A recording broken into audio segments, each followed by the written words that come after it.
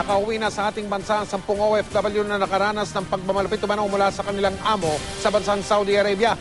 Kabilang sa kanilang isang babaeng ginahasa umano roon at ngayon ay 2 buwang buntis. Nakatutok si Marisol Abduraman.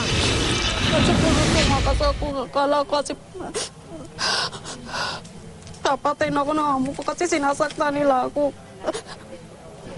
Nitong September daw tumakas mula sa kanyang amo ang OFW na itatago natin sa pangalang Vanji. Ang mas masaklap daw, nagahasa rin siya ng isang Pakistani sa Riyadh kung saan siya nagtrabaho bilang katulong.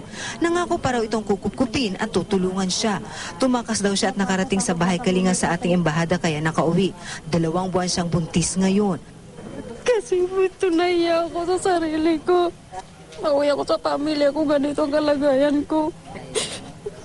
Buntis ako. May karamdamang umuwi ang isa pang OFW na si Pilar Melendres. Maliban sa high blood, hirap din daw siyang huminga. 9 na buwang namasukan si Pilar sa Riyadh pero ni Kusing, wala raw siyang nakuha mula sa mga amo. Tapos pinatrabaho po ako saan-saan. Dinala ko ng amo ko, binenta ako.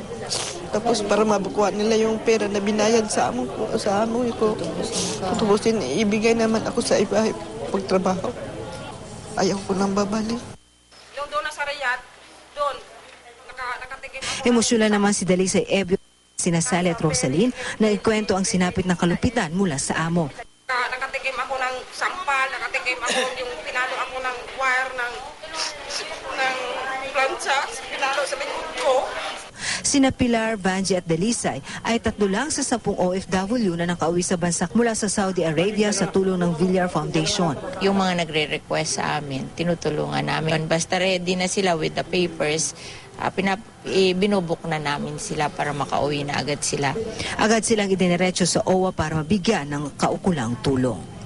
Marisol Abduraman, Nakatuto, 24 Oras.